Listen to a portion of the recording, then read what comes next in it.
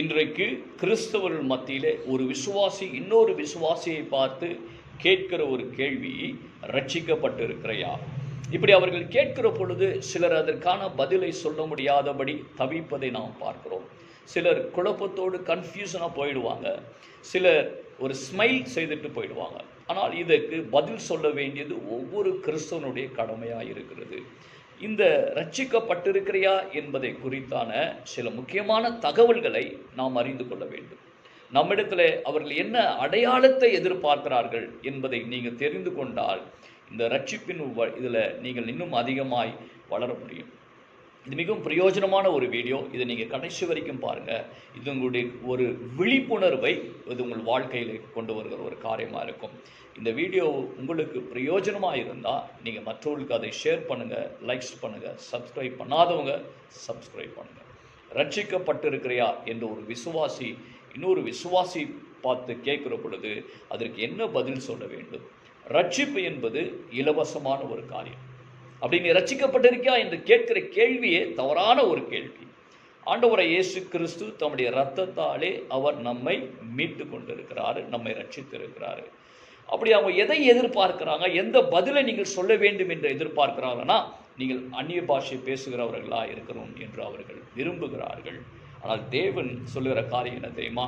நீங்கள் ரட்சிக்கப்பட்டிருக்கிறியா என்பதற்கான மிக முக்கியமான 3 அடையாளங்கள், 3 கொள்கைகள் நம்மிடத்தில் இருக்க வேண்டும். ஒன்று, ஆண்டவரை இயேசு கிறிஸ்துவை நம் சொந்த இரட்சகராய் ஏற்றுக்கொண்டு இருக்க வேண்டும்.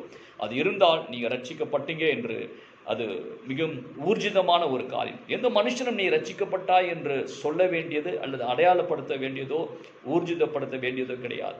உங்களுடைய மனசில் நீங்கள் ஆண்டவரை இயேசு கிறிஸ்துவை உங்கள் சொந்த இரட்சகராய் தேவனாய் நீங்கள் ஏற்றுக்கொண்டு இருக்க வேண்டும். இரண்டாவது, இயேசு கிறிஸ்து மட்டுமே நாம் அவருக்கு முக்கியத்துவம் கொடுக்க வேண்டும். நம்முடைய வாழ்க்கையில் ஆண்டவரை இயேசு கிறிஸ்து ஒருவருக்கு மட்டுமே முக்கியத்துவம் கொடுக்க வேண்டும். பணத்திற்கு முக்கியத்துவம் கொடுக்கிறவர்களாய் காணப்படக்கூடாது. சில பதவிக்கு முக்கியத்துவம் கொடுக்கிறவர்களாய் காணப்படக்கூடாது. டிவி சீரியலுக்கு முக்கியத்துவம் கொடுக்கிறவர்களாய் காணப்படக்கூடாது.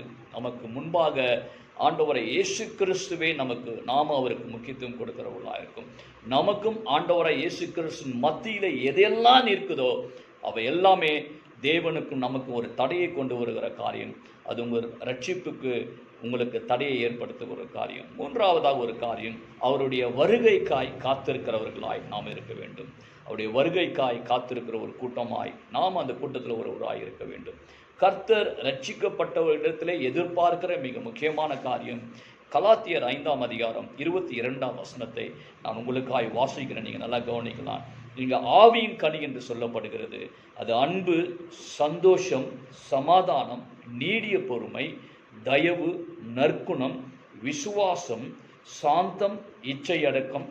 இப்படிப்பட்டவைகளுக்கு விரோதமான பிரமாணம் எதுவுமே இல்லை என்று கர்த்தர் சொல்கிறார். இந்த 9 கனிகள் நம்மிடத்திலே வெளிப்படுகிறது என்று வெளிப்பட்டால் மட்டுமே நாம் ரட்சிப்புக்குள்ளே நிலைத்திருக்கிறோம் என்று அர்த்தம். மற்றவர்கள் எதை சொன்னாலும் நீங்கள் கவலைப்படாது. அப்படி ரட்சிக்கப்பட்டிருக்கிறீங்களா என்று கேட்குற இடத்துல உங்களிடத்தில் ஆவியின் கனிகள் இருக்கிறதா என்று கேளுங்க.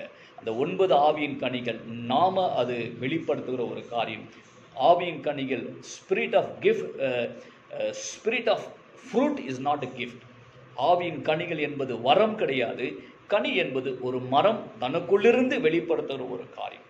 நாம் கிறிஸ்துவை ஏற்றுக்கொண்டதன் வழியாய் நம்மிலிருந்து வெளிப்படுகிற அந்த கனிகள் தான் இந்த ஆவியின் கனிகள். நாம் கிறிஸ்துவை ஏற்றுக்கொள்வதன் வழியாய், நாம் கிறிஸ்துவை விசுவாசிப்பதன் வழியாய், ஒவ்வொரு நாளும் நாம் சிலுவையை சுமந்து கொண்டு வாழ்வதன் வழியாய் நாம் வெளிப்படுத்துகிற காரியம்தான் அந்த ஆவியின் கனிகள், 9 கனிகள். இதை வெளிப்படுத்துகிறது தான் ரட்சிக்கப்பட்டதற்கான அடையாளம். யாராவது நீ உங்களை ரட்சிக்கப்பட்டீர்களா என்று கேட்டால் உங்களிடத்தில் 9 ஆவியின் கனிகள் இருக்கிறதா? இருந்தால் நீங்கள் ரட்சிக்கப்பட்டீர்கள் என்று அவர்களுக்கு சொல்லுங்க. இதுவே கர்த்தர் எதிர்பார்க்கிற, ரட்சிக்கப்பட்டவரிடத்தில் கர்த்தர் எதிர்பார்க்கிற